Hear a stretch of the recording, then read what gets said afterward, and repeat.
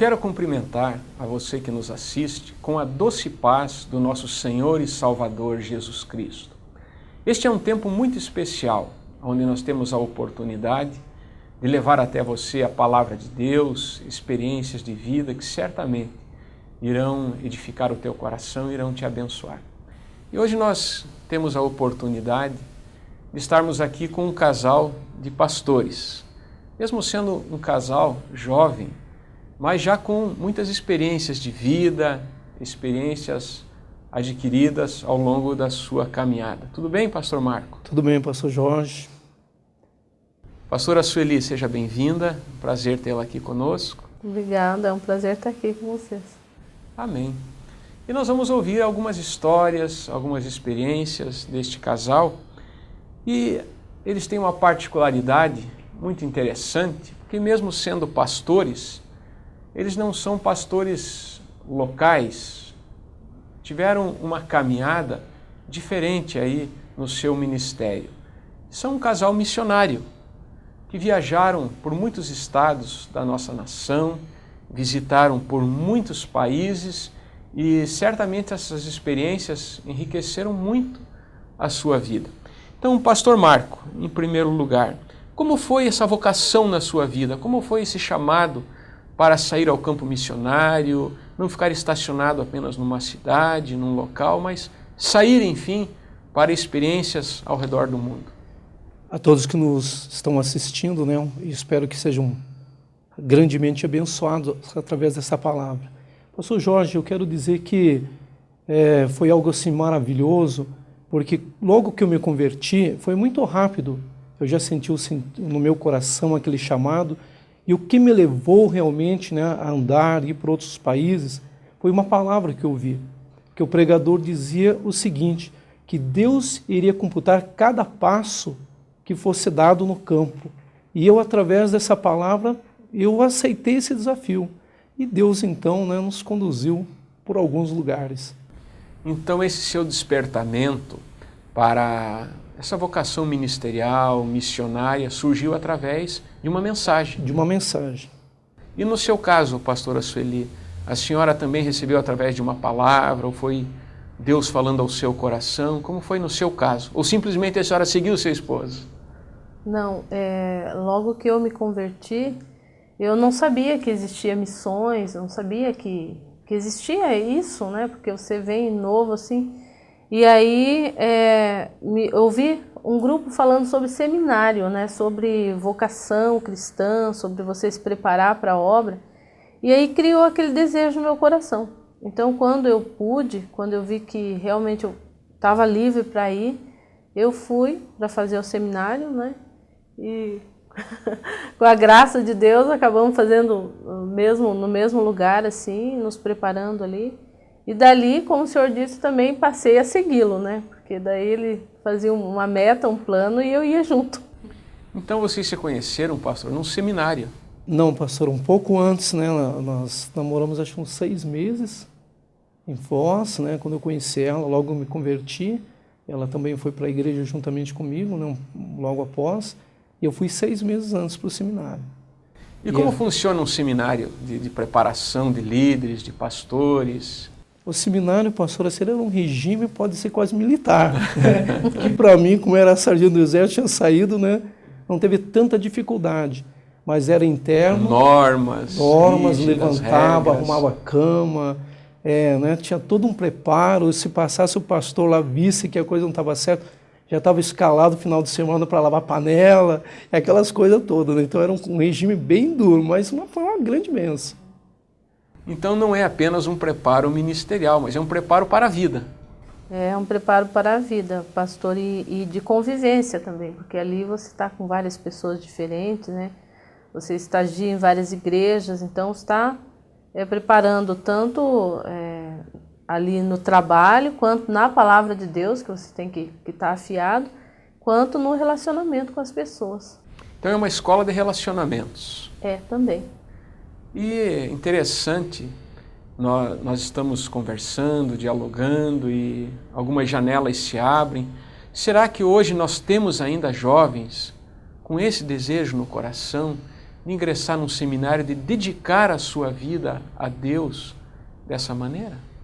Eu acredito que sim, pastor. Há pessoas realmente, né, que têm um chamado de Deus específico para algo assim até maior, um preparo. Como nós temos aqui também o ITQ, onde muitos jovens, pessoas até de uma idade mais avançada vêm se preparar.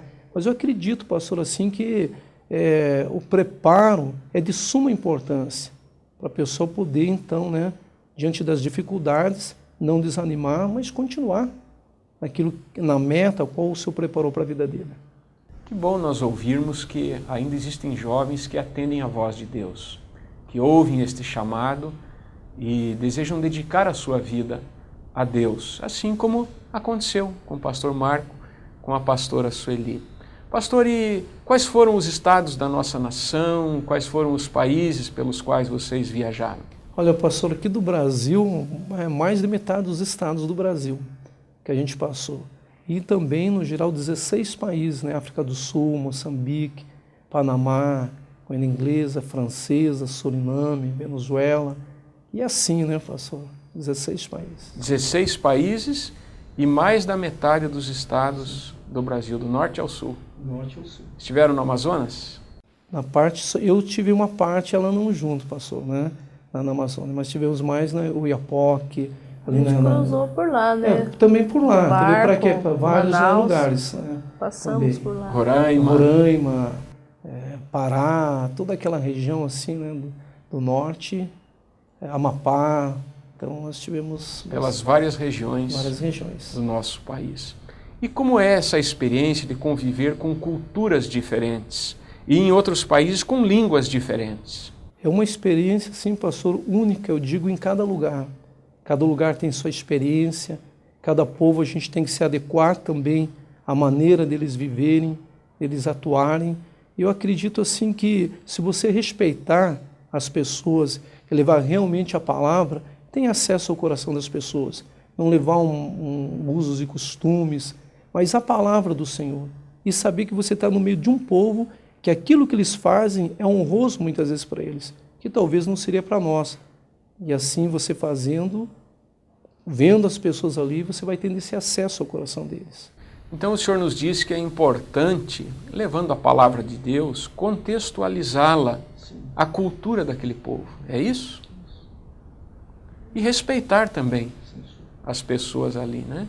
E a dificuldade da língua, a dificuldade do idioma, né? No espanhol a gente não teve problema, né? Porque falava e pregava em espanhol, né? Agora, vários outros lugares... O senhor havia aprendido espanhol numa escola? Na verdade, né, eu trabalhei em hotel, né, em Foz do Iguaçu, que já era um preparo ali para mim também. Então convivia na fronteira, já com a língua espanhola. E em países onde não se falava o português ou a língua espanhola? É interessante, pastor, assim, quando você está na perfeita vontade de Deus, que em todos os lugares que eu estive que era de língua estranha, tinha sempre intérprete. Chegava no local, Deus providenciava de uma forma assim extraordinária. Então Deus sempre na sua providência colocava ali um intérprete, alguém que possibilitasse aquela comunicação Sim, senhor. Com as pessoas. E é interessante, né, pastor, assim que eu lembro que quando eu fui para a África, eu orei 30 dias e Deus colocou no meu coração. E eu declarava, pastor, assim, olha, quando eu chegar lá no aeroporto, não conheço ninguém, não falo a língua daquele povo, mas eu creio que ali o Senhor já abriu uma porta. Pastor, assim, a gente vê como que Deus, Ele honra também o chamado e também as palavras que a gente declara quando vai fazer a obra dele. Eu lembro que quando cheguei no aeroporto, né, na África do Sul, em Joanesburgo... Joanesburgo? Aí chegando naquele local ali, pastor, e gente falando todo tipo de língua ali, e ninguém falava português. Mas de repente eu vi uma senhora que começou a dizer, meu filho, cadê minha mala? Perdemos minha mala, falando em português. E eu, quando eu ouvi aquilo ali, eu cheguei perto daquela mulher e falei assim, minha senhora, o que aconteceu? Eu perdi minha mala. Eu falei, como que é a mala da senhora? Ela disse assim, eu digo, então a senhora, né, cuida aqui minha bagagem, meu violão, minha mochila aqui. E eu fui, pastor, achei a mala daquela mulher. Pastor, para a glória do Senhor, quando eu peguei aquela mala e entreguei para ela, ela começou, glória a Deus, aleluia. E eu digo, opa, aqui tem fogo, né? E ela começou a gritar ali no meio, sabe, assim, aleluia, glória a Deus. E, sabe, foi você um mover de Deus. E ela diz, olha, eu sou missionária. Primeiro ela perguntou, e você? Eu digo, olha, eu sou missionário. O que você é missionário? Eu sou missionário, meu esposo está chegando aqui me buscar. É pastor em Moçambique, né? E ali, pastor, foi uma grande porta que Deus abriu. Então, no próprio local, a gente vê, e eu, na verdade, mas não era o plano de Deus, mas Deus falou que ali mesmo, né, na palavra que eu declarei, ele já abriu uma porta. E quando chegou uma sul-africana, juntamente com o pastor, eu tinha um telefone, pastor, assim que eu até perguntei, né, para o Senhor falou assim, liga nesse telefone. Eu não conhecia o pastor, não sabia se estava, e aquela sul-africana fez uma ligação, pastor, o pastor, esse determinado pastor morava a 40 quilômetros do aeroporto, o pastor estava passando em frente. Quando eu falei com ele no telefone, digo, pastor, eu não conheço, ele só pergunta, onde você está? Estou aqui no aeroporto. Como que você é? Pastor, aquele senhor, né, aquele pastor entrou, ele chegou, me abraçou e disse, a partir deste momento, o missionário está sobre a minha responsabilidade. E ali Deus abriu uma grande porta na África do Sul, antes de ir para Moçambique. Então, Deus, né, que tem provisão. Então, pelo que eu estou entendendo, as suas viagens não eram viagens 100% planejadas. Não, pastor. Praticamente onde o senhor já nenhuma. tinha uma casa para ficar, não, pastor. Pessoas para lhe receber, mas dirigido pela fé. Pela fé. Pastor, e por aquele desejo, de realizar a obra de Deus. 95%, pastor, a gente só foi para lugar sem conhecer ninguém, sem falar a língua do povo. Nessa questão de alimentação, teve alguma experiência interessante, alguma experiência que marcou? Depois, assim, de terminar uma campanha num lugar, assim, bem, né, pobre, muito pobre, né, tinha as cabanas, e quando terminou, eu estava reunido naquela aldeia, aí os anciãos, mais ou menos uns 15, se reuniram, e, né, para comemorar, e também, né, que eu era o convidado de honra, que estava naquele local. E todos eles, né, negros, assim, fortes, homens, assim, anciões, e de repente, né, eles mataram lá um animal, e me trouxeram a parte melhor do animal, né? Veio numa cumbuca ali, então veio os olhos. O senhor pode dizer que animal era esse? Era um porco, na verdade, um javali, mas era a melhor parte do alimento, que estava ali os olhos do porco. Os olhos. Parte das orelhas e do focinho. Simbolizava o que? Onde né, o animal enxergava, ouvia e farejava. Era a melhor parte. Eu preferia um pernil lá, né? Mas para honrar aquelas pessoas, estava ali a melhor parte. O que era a melhor parte para o senhor, não era a melhor parte para Exatamente. Eles. E qual era o sentimento que a senhora tinha quando viu seu esposo partindo para países distantes, enfrentando outras realidades, como esposa, com aquele cuidado? Olha, pastor, antes da gente se casar, nós conversamos muito sobre isso, né? E até ele me perguntou, olha, você está disposta, né, depois que nós nos casarmos, eu tenho esse chamado missionário, eu quero viajar. Então eu já fui colocando isso na presença de Deus, né, já comecei a orar antes mesmo e já assentei no meu coração que ele iria, né, sob os cuidados do Senhor, assim como eu ficaria também com o Senhor ali cuidando de mim, e que o Senhor daria a graça, porque se o Senhor estava chamando, essa mesma graça ia sustentá-lo no campo missionário e me sustentaria quando eu estivesse em casa. Então Deus trouxe paz ao seu coração, a senhora descansou na proteção dele, sabendo que o seu esposo iria em segurança e retornaria também. Voltaria em segurança, mesmo enfrentando dificuldades. Sim.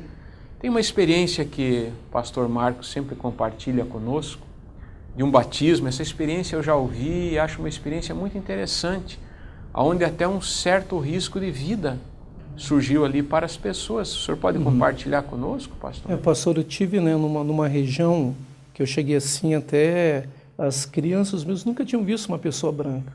Corriam quando me vinham, né? E se assustavam? Se assustavam. Era uma novidade para elas. Uma novidade para elas.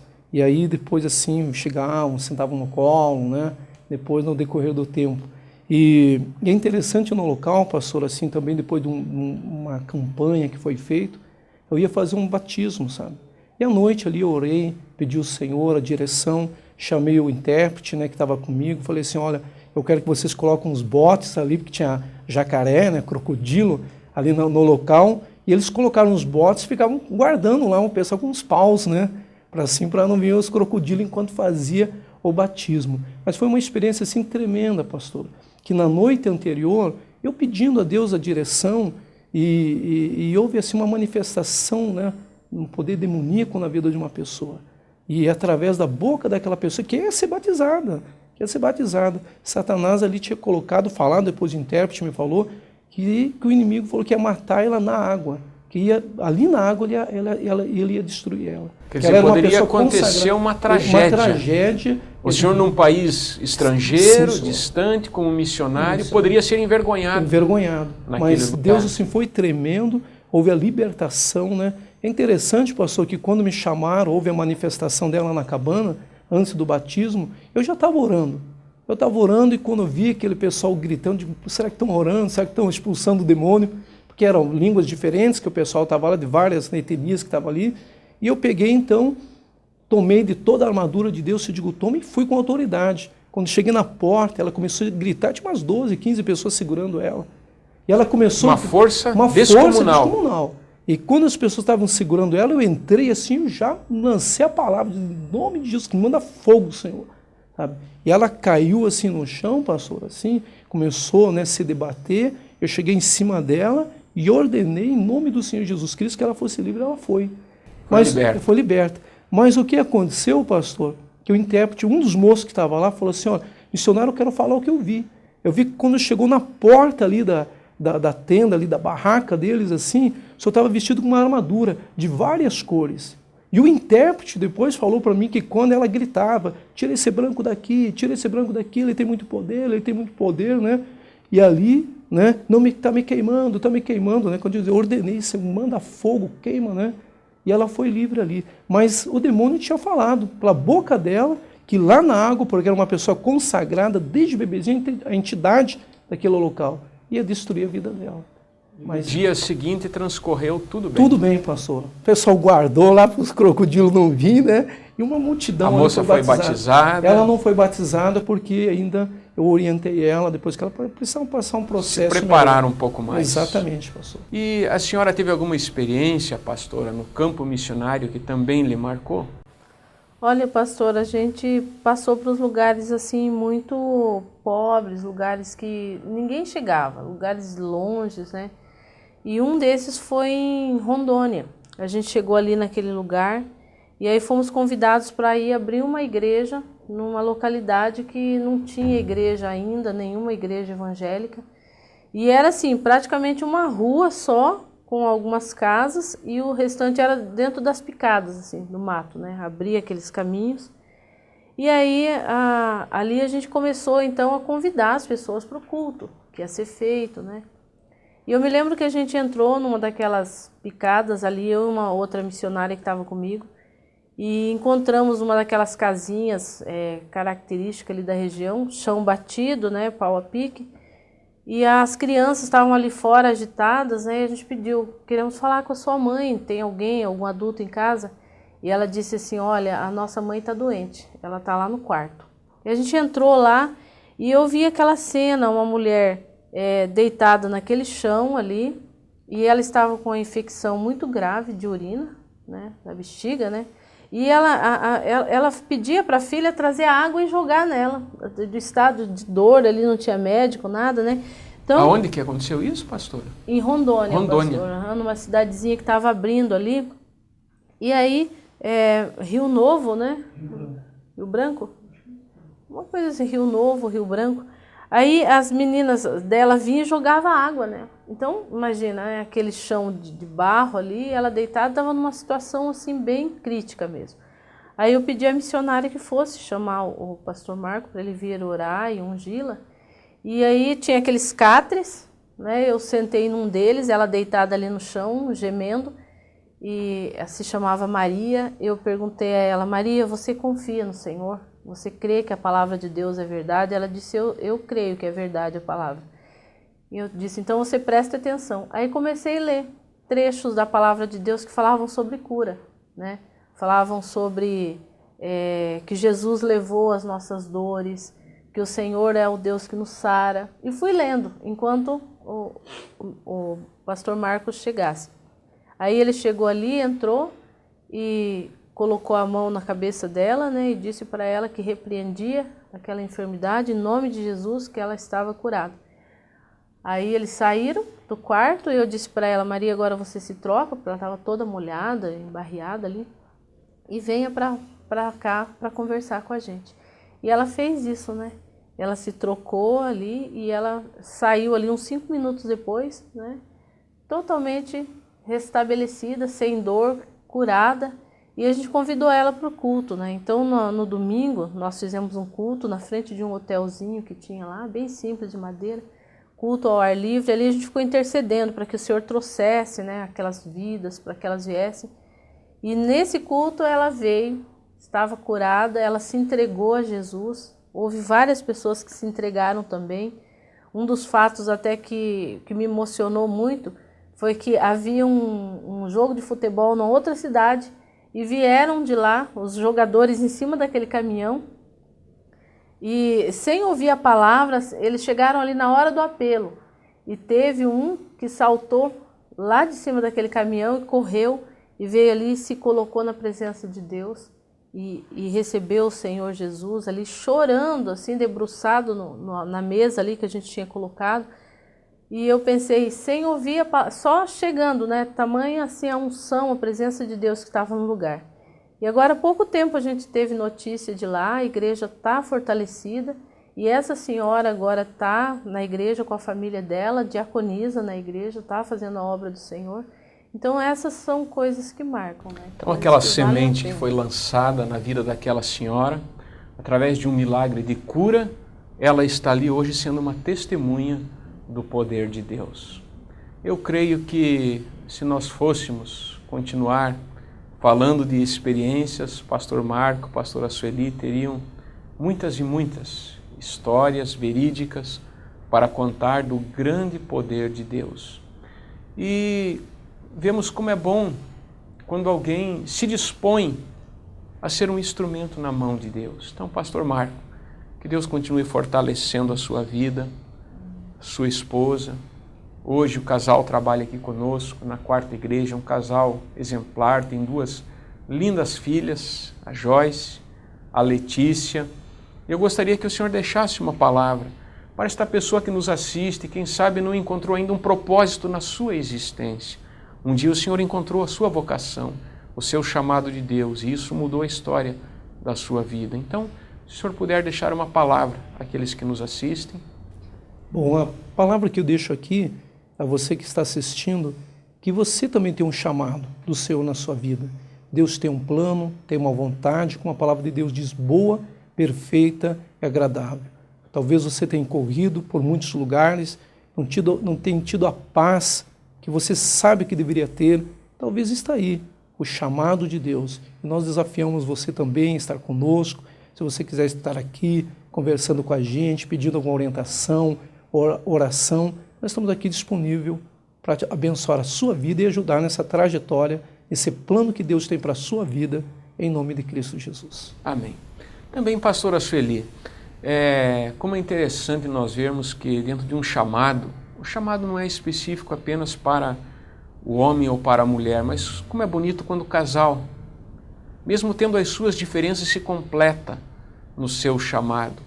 Então, gostaria que a senhora também deixasse a sua mensagem às mulheres, aquelas pessoas que estão ao lado do seu esposo ali, que muitas vezes ainda não tiveram a compreensão do propósito de Deus nas suas vidas. Qual é a sua palavra, apesar de tantas dificuldades que a senhora enfrentou, ficando sozinha quantas vezes, mas sempre confiando na promessa de Deus?